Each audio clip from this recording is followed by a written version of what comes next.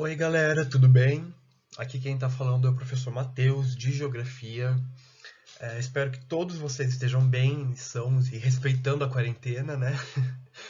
E na aula de hoje, como vocês podem ver, a gente vai falar sobre climatologia. A gente vai estudar o clima, né? O tempo meteorológico.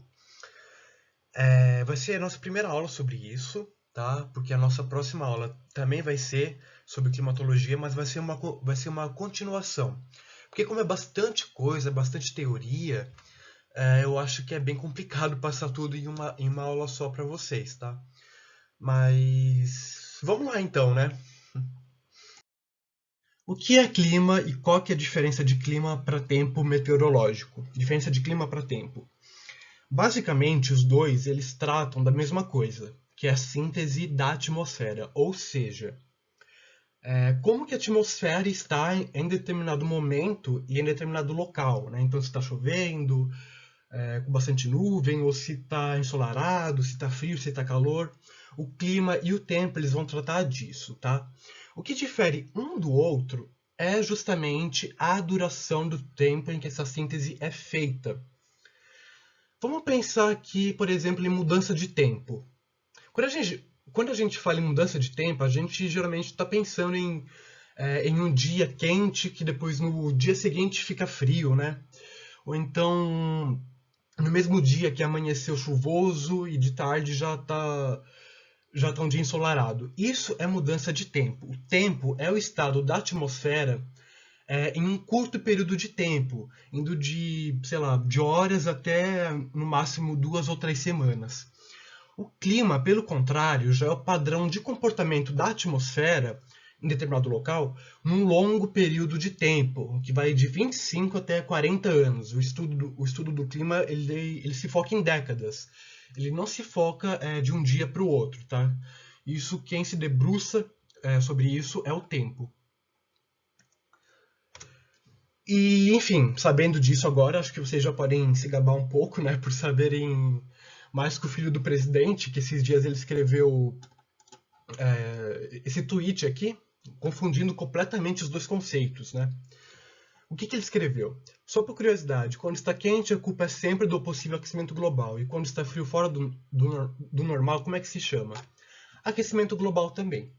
Quando a gente pensa em aquecimento global, a gente pensa em mudança climática, ou seja, a gente pensa em mudança de padrões de comportamento da atmosfera em um longo período de tempo. Então, o tropical, hoje ele é úmido, né? Daqui a, sei lá, uns 100 anos, o tropical já pode estar um pouco mais seco, né? O clima polar já pode estar um pouco mais quente.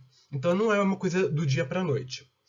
O que acontece é que é, no decorrer de todo esse tempo, é claro que vai ter dias que vai chover, que vai fazer muito calor, que depois vai fazer muito frio, porque isso é o tempo agindo, né? Não é o clima. O clima é uma síntese mais geral, é uma análise feita em uma grande escala de tempo, tá?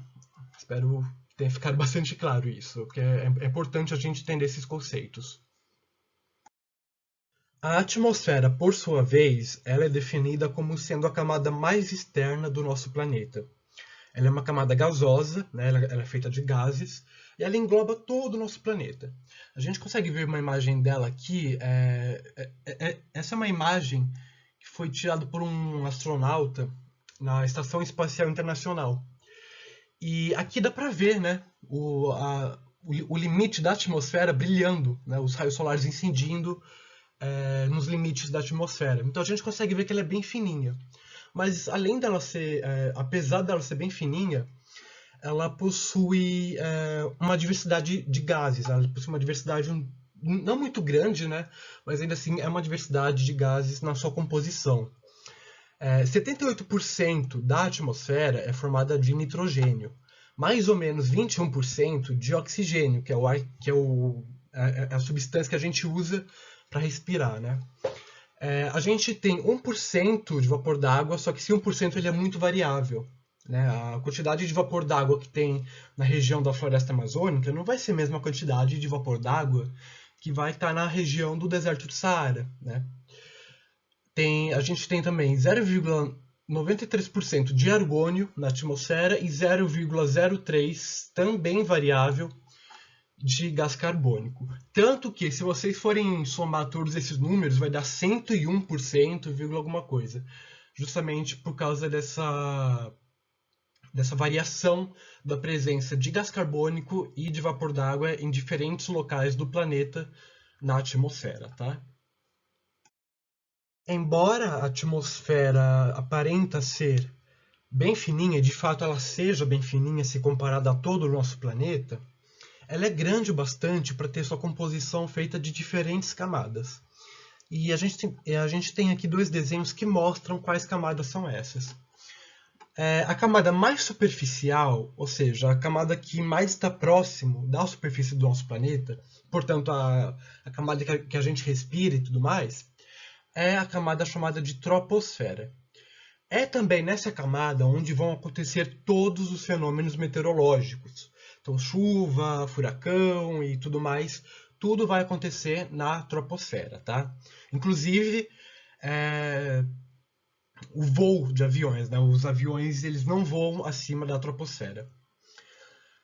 Acima da troposfera, a gente tem a estratosfera, que está mais ou menos 20 km de altitude. Está bem alto lá no céu. E entre a estratosfera e a mesosfera, a gente tem a famosa camada de ozônio. Essa camada de ozônio é uma camada de um gás que se chama ozônio, né, e que previne que raios solares danosos invadam a nossa superfície e literalmente frite todo mundo e acabe com a vida aqui no planeta. É bem dramático, mas é verdade. A camada de ozônio ela se localiza entre a estratosfera e a mesosfera. Aqui, ó. Bom, a gente tem a mesosfera, né, como eu já disse agora, mais ou menos 50 km de altitude.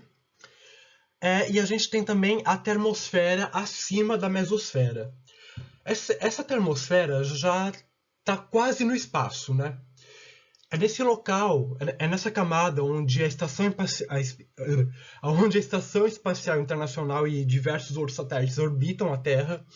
É também nessa camada onde acontecem aquelas famosas auroras boreal e austral.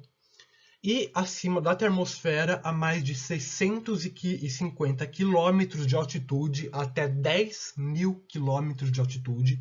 É muito alto, é praticamente o espaço já, né? A gente tem a exosfera. A exosfera que é a camada mais externa da atmosfera.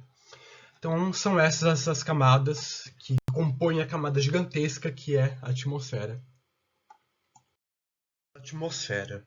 Vamos falar agora dos processos que ocorrem nessa camada do nosso planeta. Quando a gente pensa em dinâmica atmosférica, duas coisas já têm que aparecer na nossa mente: temperatura e pressão.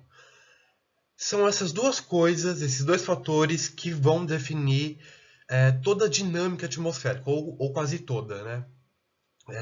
A relação da temperatura com a pressão é o que define as movimentações na atmosfera. Então, os ventos, as massas de ar e tudo mais, tudo isso é resultado da interação da temperatura com a pressão, tá?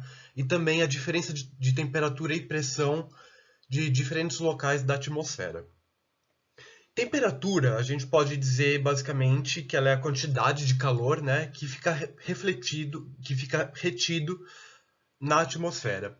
E esse calor vem da onde? Ele vem principalmente, quase 99,9% vem do Sol, tá? E a gente consegue medir essa temperatura através de termômetros em medidas que podem ser, né, os graus Celsius ou os graus Fahrenheit. Os Fahrenheit é bem difícil a gente usar, tá? Então a gente vai focar mais, a gente vai falar mais sobre a temperatura em graus Celsius. E a pressão atmosférica, ela é a força do ar.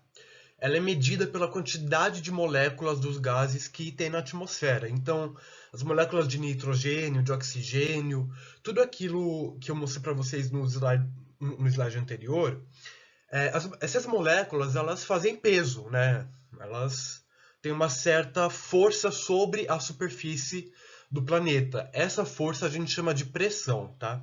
A gente consegue fazer a medição dessa pressão usando um aparelhinho chamado barômetro. E a gente consegue designar, né?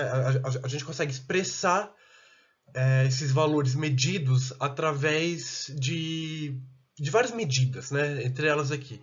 A gente pode usar o Pascal, a gente pode usar o hectopascal, a gente pode usar também os milímetros de mercúrio, ou a gente pode usar atmosfera como parâmetro, tá? Uma atmosfera equivale a 1013,25 hectopascal, que por sua vez equivale a 760 milímetros de mercúrio. Essa é a pressão atmosférica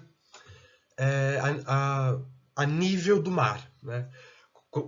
A gente vai ver um pouquinho mais para frente o que significa isso, né, de altura, de altitude, se está a nível do mar, ou se está mais alto, ou se está mais baixo, porque isso também interfere na pressão atmosférica, tá? Quando a gente quer entender as variações de temperatura na atmosfera, a gente tem que pensar em dois fatores. Primeiro, altitude. O que é altitude? É justamente a altura do local onde você está em relação ao nível do mar. Tem um desenho aqui, ó, que explica bem isso. Tem 3 exemplos. A cidade de Santos, que está aqui embaixo. Para quem não sabe, Santos é uma cidade litorânea, né? Tem praia. Então a gente fala que ela é uma cidade a nível do mar, né? Tem de 0 a 2 metros acima do nível do mar. E a temperatura lá, a média anual, é de 22 graus Celsius. Agora, se a gente for para São Paulo, que já é subindo a Serra do Mar, ou seja, já é num local com uma altitude maior, que é mais ou menos 760, aqui tá 800, mas é por aí, tá? A temperatura média anual aqui em São Paulo já caiu um pouco, né? Já cai para 20 graus Celsius por ano.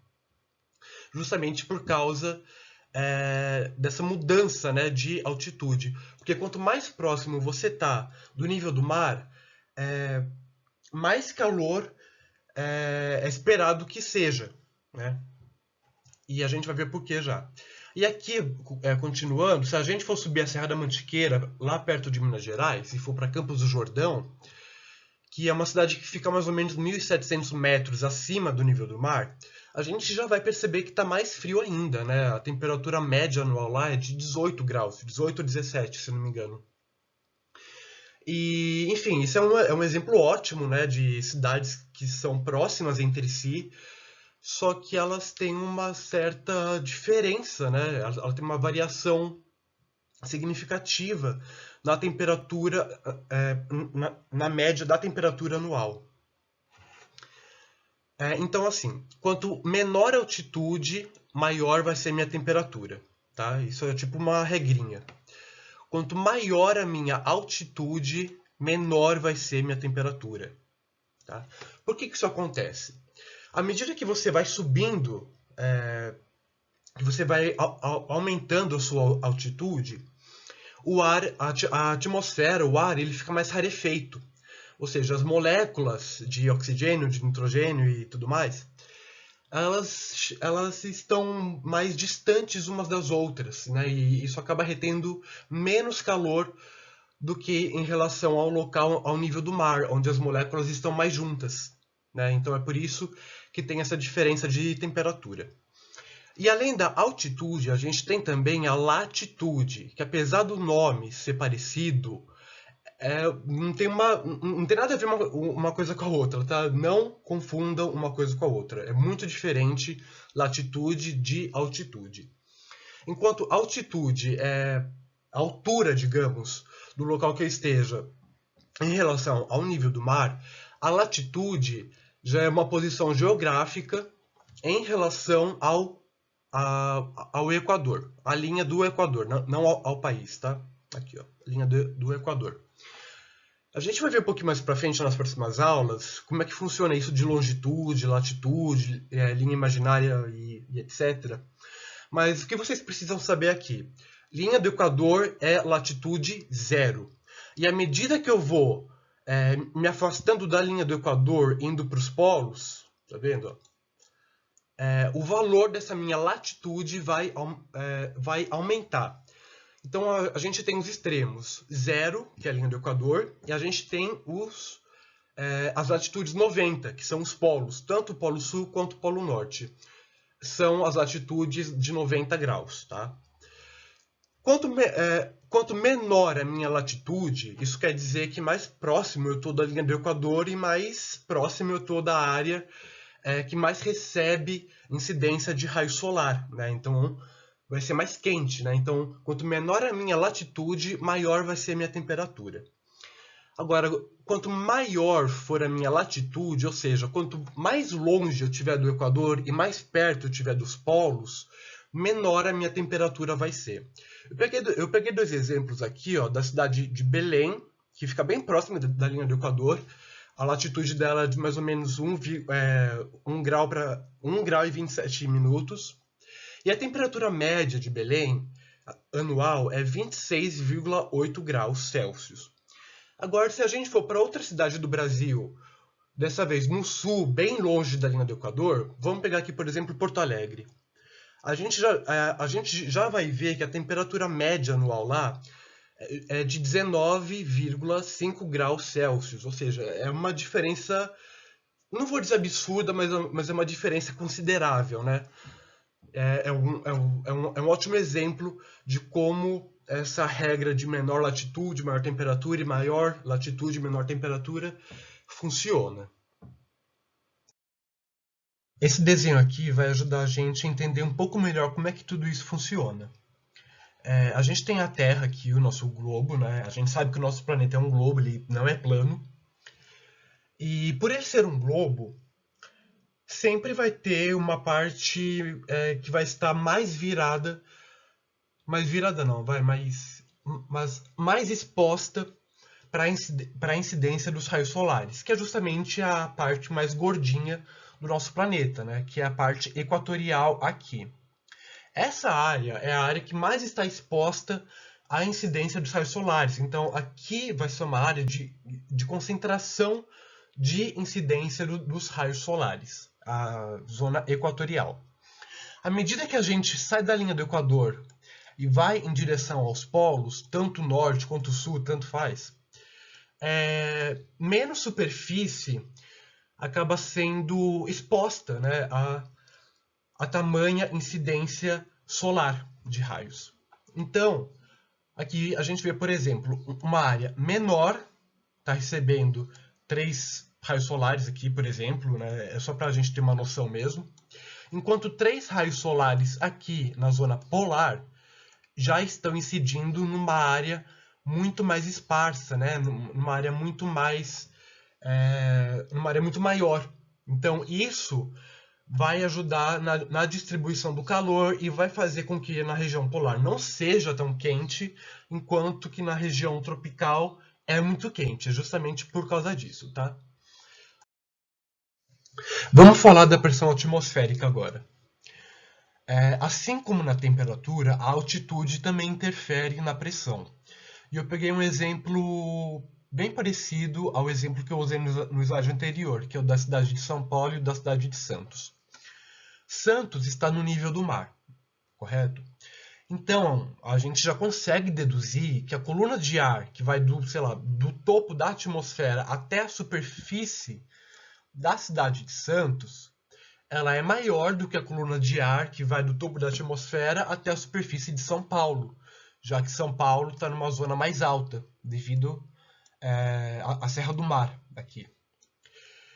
Então, em Santos, se a minha coluna de ar é maior, então eu vou ter mais moléculas e mais peso incidindo na superfície de Santos, enquanto em São Paulo eu vou ter menos moléculas e menos força incidindo na superfície.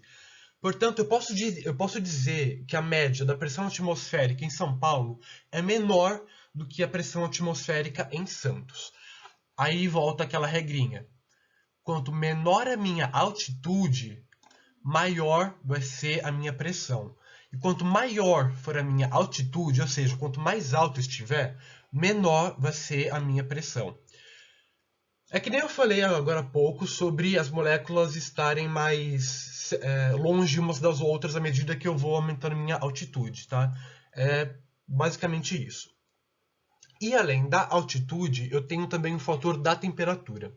Temperatura e pressão estão intimamente ligados. Por quê?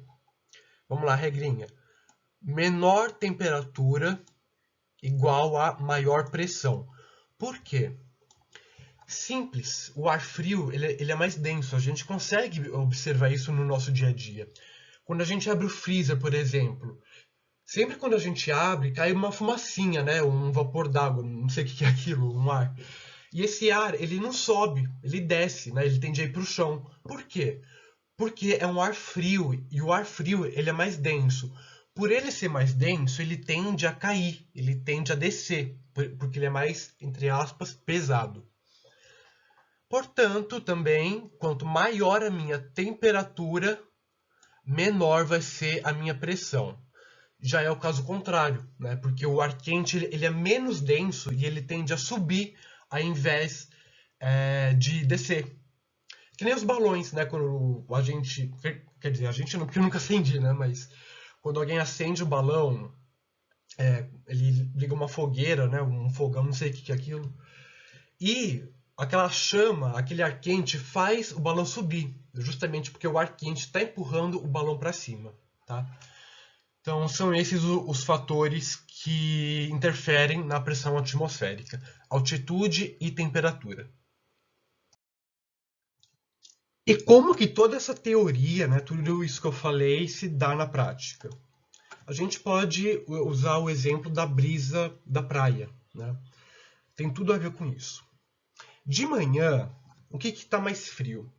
Geralmente é o oceano, porque a areia ela tende a esquentar muito rápido, né? Tanto que se você não for de chinelo, sei lá, no dia 10 horas da manhã, num dia ensolarado, você queima todo o seu pé lá, porque a areia ela esquenta muito rápido. E o mar, a água, demora para esquentar, né? Então a gente vai ter um ar frio sobre o oceano, sobre o mar, e a gente vai ter um ar quente sobre a areia. Então a gente vai ter um ar subindo aqui na areia, tá vendo? E ele vai deixar uma espécie de vácuo, né? Vamos dizer assim. E esse vácuo ele precisa ser preenchido, né? Porque não existe aqui no nosso planeta, na natureza, um vácuo que permaneça por muito tempo. E esse vácuo ele vai ser preenchido com ar frio que está descendo aqui do mar. Quando ele desce, ele tá observando aqui. Ó, tem um espaço aqui, ó. Eu vou ocupar esse espaço. E ele ocupa. Essa movimentação do mar para a areia de manhã, tá? De manhã e de tarde, é o que gera a famosa brisa marítima, né? Que é quando a gente não tem o vento, né? É uma brisa mesmo, é um vento bem fraquinho que vai do mar para a areia. Agora, de noite, já acontece o contrário. A brisa ela não é mais marítima, ela é uma brisa continental. Por quê? O oceano ele está conservando todo o calor que ele recebeu durante o dia todo. Então, ele ainda está quente no comecinho da noite. Enquanto a areia ela já está mais gelada, porque do mesmo jeito que ela ganha calor muito fácil, ela perde calor muito fácil também. Então, o ar frio já vai estar aqui na areia e o ar quente vai estar no oceano, subindo e deixando espaço aqui que depois será ocupado pelo ar frio que desceu na areia. Pode parecer um pouco confuso, é muita informação, mas pensa, é um ciclo, né? O ar frio desce, ocupa o espaço que o ar quente deixou aqui porque ele subiu, aí depois ele vem para cá de novo porque o ar resfria e fica nisso o tempo todo, né? Esse é o ciclo da movimentação da atmosfera na praia, tá? E não só na praia, né? Todo essa questão de pressão, né, de movimentação devido à pressão alta e à pressão baixa, isso é um conceito que vale para toda a atmosfera.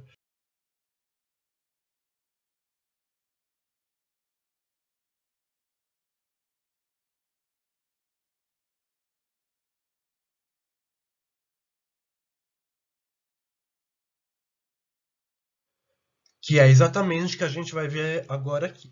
Circulação geral da atmosfera. O que é essa circulação geral da atmosfera? Bom, essa camada não é simplesmente um monte de vento soprando para um monte de direção aleatória. Não. A atmosfera ela possui padrões de comportamento, padrões de movimentação que são bem conhecidos, né? E é o que a gente vai ver aqui agora. A atmosfera ela serve como é que eu posso dizer?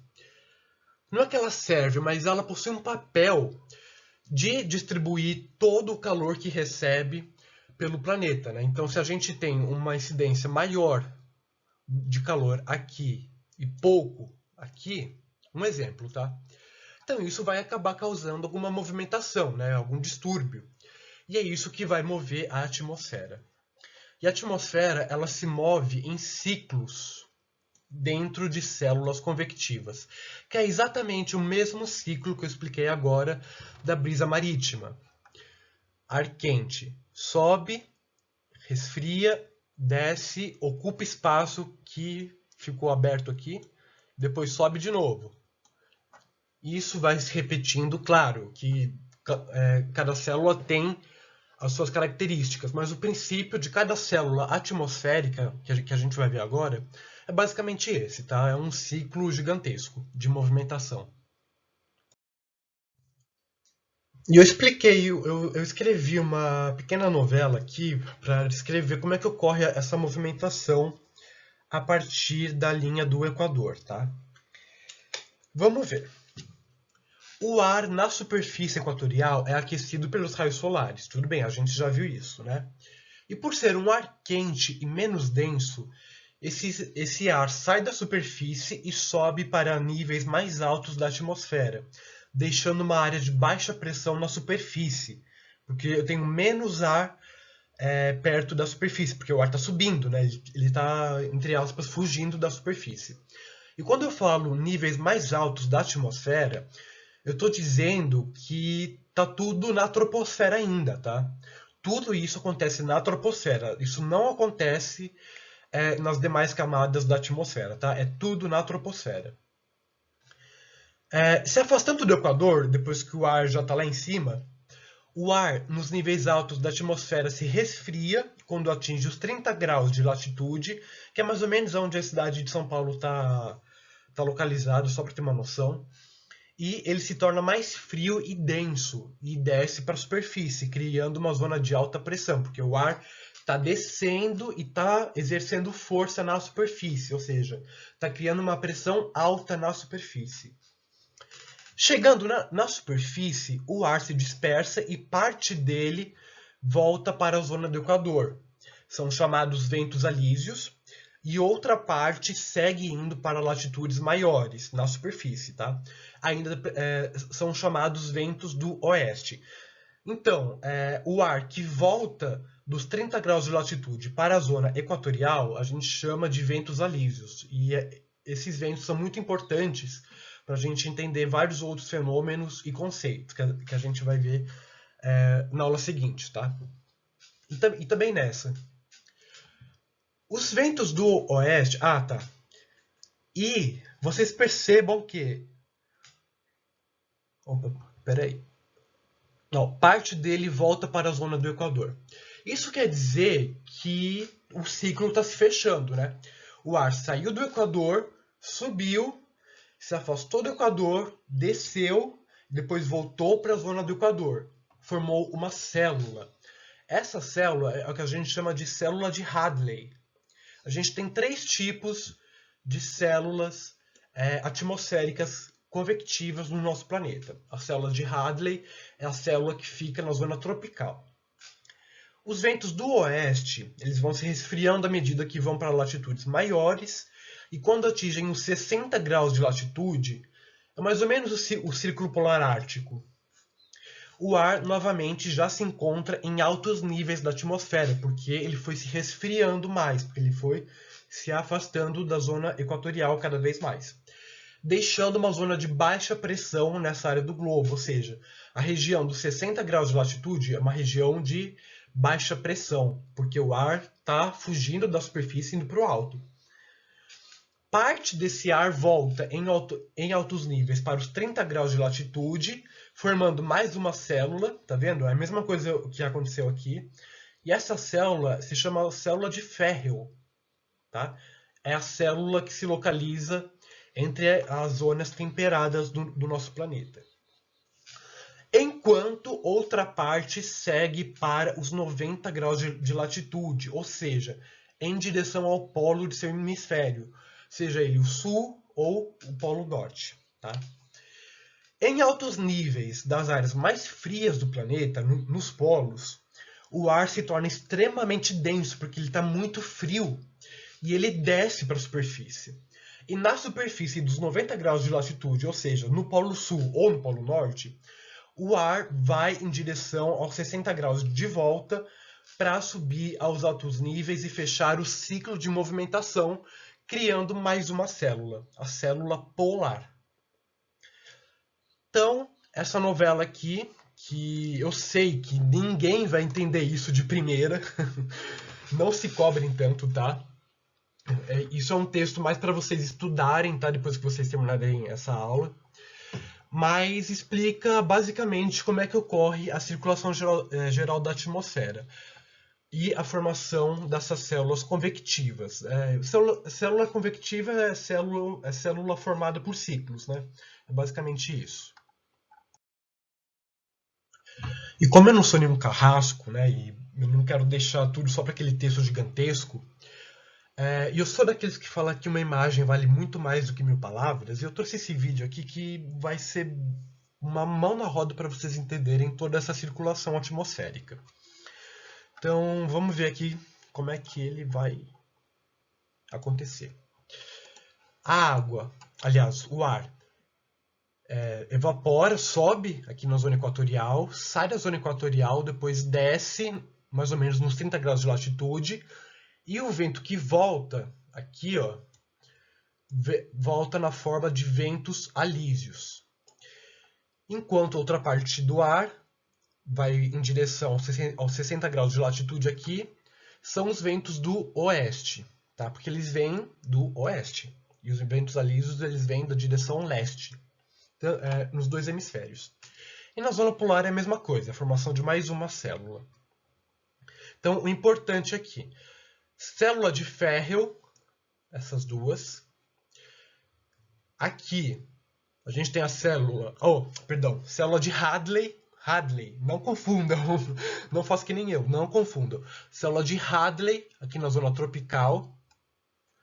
Célula de Ferrel, na zona temperada, aqui, ó, em ambos os hemisférios. E célula polar, aqui e aqui, tá? Essa é a circulação geral da atmosfera. Parece complicado. E não é, tá, gente? Depois que você pega o jeito da coisa, você entende como é que as coisas fluem, fica super de boa, tá? E eu não tô falando isso só porque eu sou estudante de geografia, porque eu já fui como vocês, eu já odiei geografia na escola. E sei que, apesar de ser chato, não é muito complicado de se entender. E aqui, só para reforçar mais uma última vez, ventos alísios, que vão de volta em direção ao Equador, ventos do oeste e as células. Tá com o nome aqui, né? Então, usem esse desenho para estudar. E o vídeo também. O vídeo é bem da hora para estudar. E agora é a hora que vocês ficam felizes por poderem entender o que a moça da previsão do tempo vai falar hoje no Jornal Nacional. Existe uma coisa chamada zona de convergência intertropical, e eu tenho certeza que muitos de vocês já devem ter ouvido falar sobre isso em alguma vez na vida de vocês. seja na previsão do tempo ou na escola. Essa zona de convergência intertropical é justamente a área do Equador, não é exatamente a área onde passa a linha do Equador, é uma área que no inverno está um pouco mais ao sul, enquanto no verão está um pouco mais ao norte, né? E isso vai se alternando, essa faixa da atmosfera vai se alternando com o passar do ano, mas ela fica mais ou menos na região da linha do Equador, tá? Ela também pode ser chamada de ZCIT, que é sigla, né, para zona de convergência intertropical. E essa zona de convergência intertropical, o que é?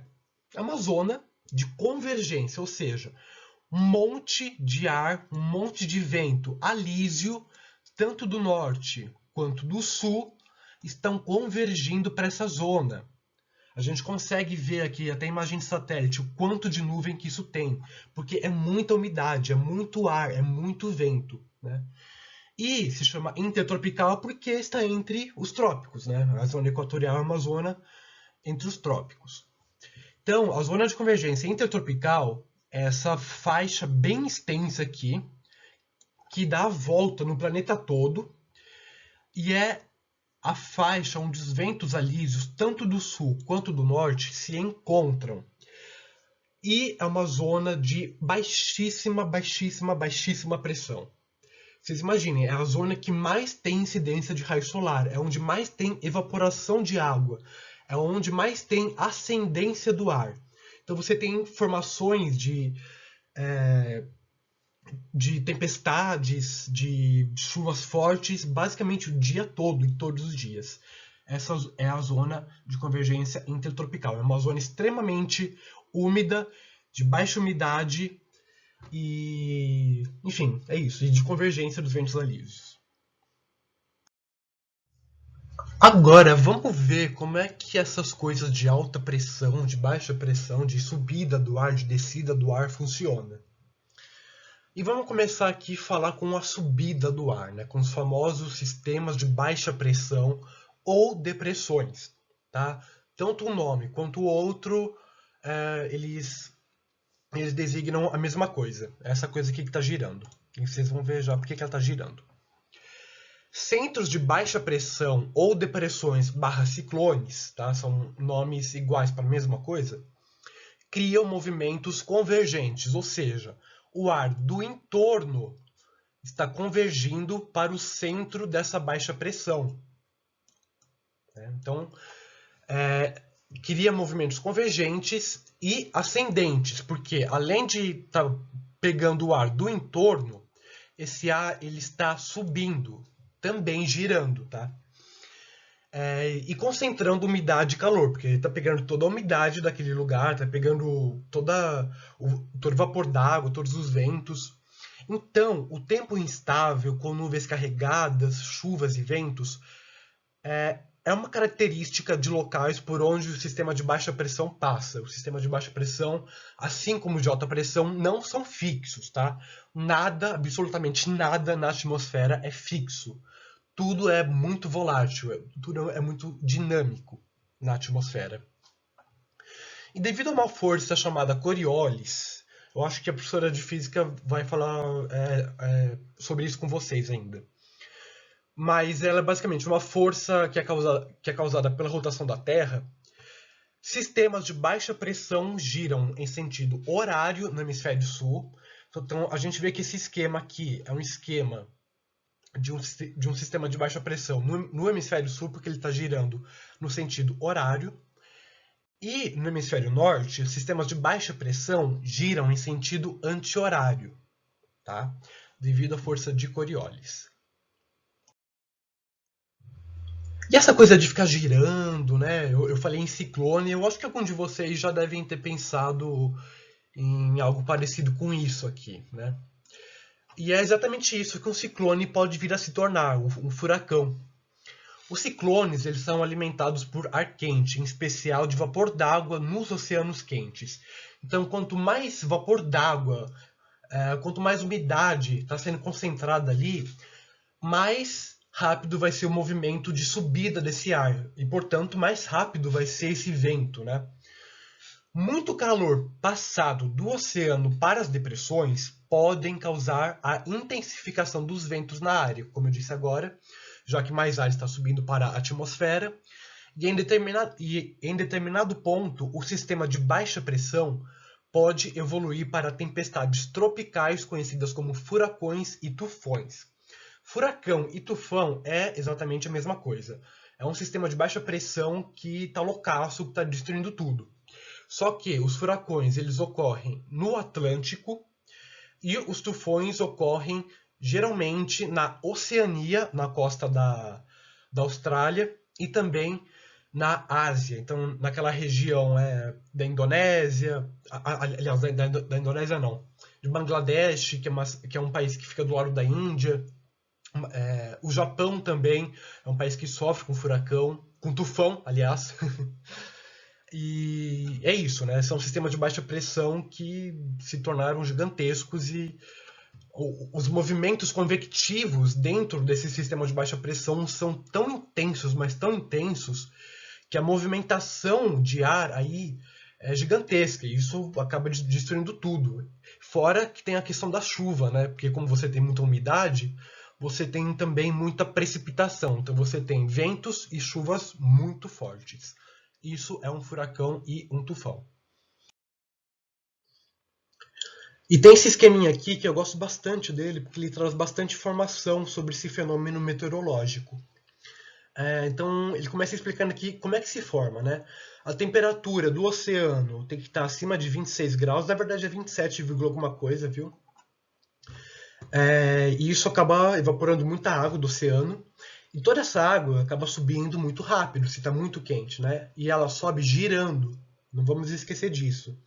São esses giros que causam os ventos destrutivos do furacão. E a gente tem a formação do furacão em si aqui com a formação do olho, né? Um olho bem definido. Esse olho é uma zona de baixíssima pressão e é uma zona extremamente calma. O olho do furacão, por incrível que pareça, é uma zona extremamente calma, né? Tanto que a gente fala que é a calmaria antes da tempestade. Porque se você está aqui, ó, você está passando por essa parte aqui da tempestade, né? Desse lado do furacão. Só que aí, à medida que o furacão vai se movendo para cá, porque o furacão se move, você acaba o olho do furacão acaba ficando na sua região. Aí você pensa, nossa, finalmente parou a tempestade, né? Não está mais ventando, não tá mais chovendo, tá um sol. Só que não.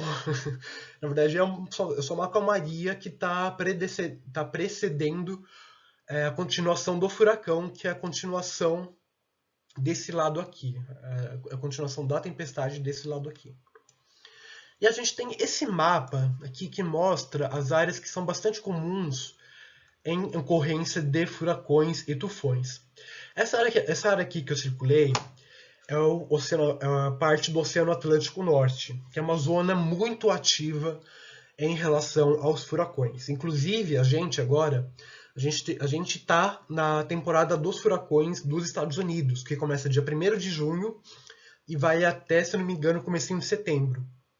Que é justamente a época onde as águas do Oceano Atlântico que banham o Caribe, os Estados Unidos e tudo mais, essas águas estão mais quentes nessa época, elas estão mais quentes. Então isso tem muita evaporação de água, você tem muitos movimentos convectivos, muito vapor d'água subindo para a atmosfera, e isso é combustível para furacão, né? E a gente tem a mesma coisa aqui, ó, na costa da Rússia, do Japão, aqui já são tufões, né? Na costa da Austrália também.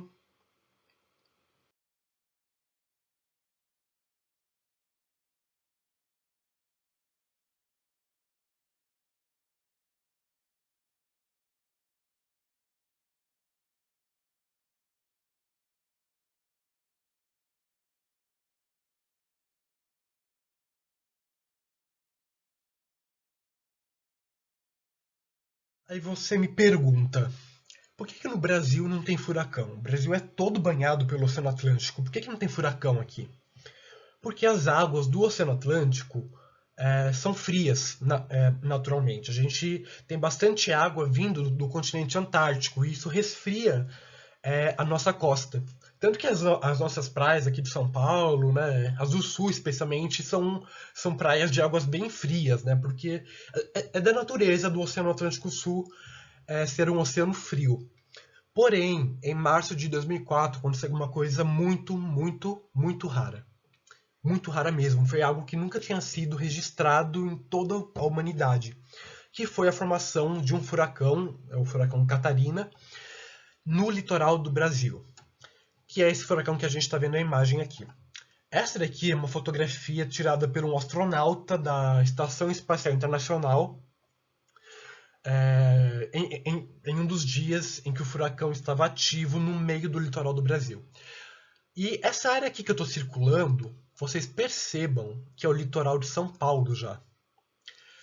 E chega a ser assustador, né? Você vê um furacão tão perto da gente aqui, né? Mas infelizmente foi algo que aconteceu e acabou matando 12 pessoas, especialmente no estado de Santa Catarina. É por isso que vem o nome desse furacão, Furacão Catarina. Por que ele ocorreu? Bom, vamos esperar o GIF dar uma iniciada aqui. Aqui, ó. Foi um sistema de baixa pressão comum, se formou em São Paulo, depois foi para o oceano, só que do oceano ele começou a voltar para o litoral. Isso é uma coisa muito anômala, isso não é comum de acontecer, né? E por que aconteceu? Porque as águas do oceano nessa semana estavam muito quentes. Estava 27,8 graus Celsius, enquanto a média é de 24, se eu não me engano. Isso é muita coisa. Então você teve muito combustível, você teve oportunidade aí, né? Porque você tinha um sistema de baixa pressão, estava passando justamente pela área mais quente do oceano e acabou se tornando um furacão, né? Aqui a gente consegue ver a formação do olho dele, ó. E perceba que quando ele atinge a terra firme, ele se dispersa. Justamente porque acabou o combustível desse furacão, né? Você não tem mais vapor d'água para alimentar esse ciclone. Então ele simplesmente perde força e desaparece. Simples assim.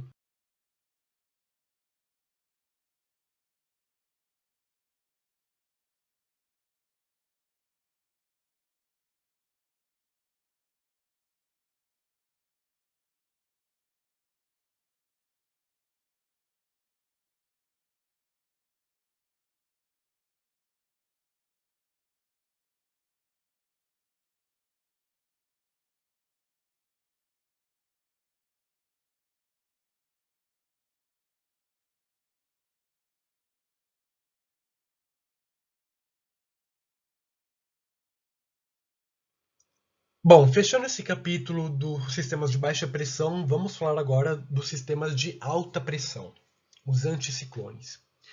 Os centros de alta pressão, ou anticiclones, eles criam movimentos divergentes, ou seja, de repulsão. Ele está pegando o ar dessa região aqui e está expulsando esse ar dessa região. Está levando esse ar para outros locais. E, além de estar expulsando o ar daqui, o ar está sendo expulso descendo, tá? Então é completamente o oposto do ciclone. O anticiclone é completamente o oposto do ciclone. Não é à toa que tem esse nome, né? Então, enquanto no sistema de baixa pressão a gente tem chuva, a gente tem tempestade e tudo mais, no sistema de alta pressão a gente tem um tempo limpo, aberto e ensolarado. Tá? Isso é característica dos locais sob a ação de um anticiclone.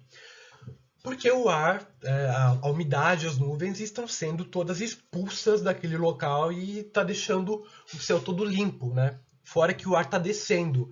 E a partir do momento que o ar desce, ele inibe a formação de nuvens naquela região, porque o vapor d'água não tem energia o suficiente para lutar contra esse ar que está descendo, porque quando o ar evapora, ele sobe, né? Então, quando tem um sistema de alta pressão estacionado, por exemplo, em alguma região por várias semanas, ou por meses até, a gente tem a ocorrência de secas, de estiagens, né?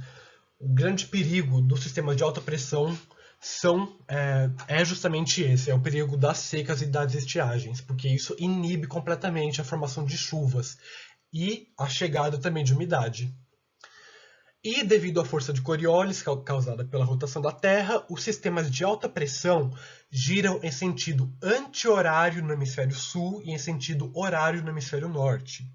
Mais uma vez aqui, anticiclone é completamente o oposto de ciclone. Tá?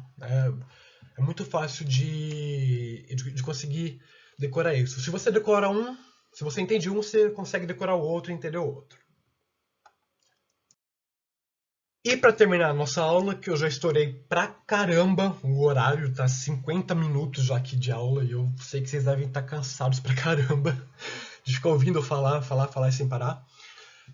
Esse aqui é só mais um esquema que eu acho que é bastante da hora para vocês, né, para vocês desenharem no caderno ou salvarem no computador de vocês para vocês estudarem. Porque esse esquema ele é muito simples e ele explicita bem as características de cada um desses dois tipos de célula, né, que é a célula de anticiclone aqui e a célula de ciclone aqui. A é de alta pressão e B de baixa pressão. De baixa pressão, vocês percebam que está subindo, girando, né? Está levando da superfície para os níveis altos da atmosfera. Enquanto o sistema de alta pressão está pegando o ar dos níveis altos da atmosfera e está jogando para a superfície. E isso acaba expulsando o ar que estava aqui antes. E esse ar que desce no sistema de alta pressão é um ar geralmente um pouco mais frio que o ar no entorno, e também é um ar muito seco, tá? E tá aí mais um fator de risco para a formação de secas, né, e de estiagens. Esse daqui é uma visão de lado, né, dessas células, e essa daqui é uma visão de cima, como se você estivesse vendo a partir de um satélite que está orbitando a Terra, né? Você está vendo de cima o sistema de alta pressão e o de baixa pressão. E é isso, gente. Eu espero que a aula de hoje tenha sido produtiva para vocês. Espero que eu tenha passado conteúdo de forma simples para vocês, né? Ou pelo menos tenha apresentado de forma simples. Eu espero que vocês façam as atividades, tá? Que eu ainda vou postar no Google Classroom. Eu vou avisar vocês pelo grupo do WhatsApp quando as atividades estiverem prontas. E eu sempre gosto de falar, não hesitem em me procurar para tirar qualquer dúvida que seja do conteúdo ou das atividades, tá? Eu estou completamente livre para ajudar vocês em relação a isso, tá bom? Não hesitem em me procurar se vocês acharem que precisem de ajuda, tá? Então é isso, galera. Até a próxima. Eu vejo vocês na próxima aula. Tchau, tchau.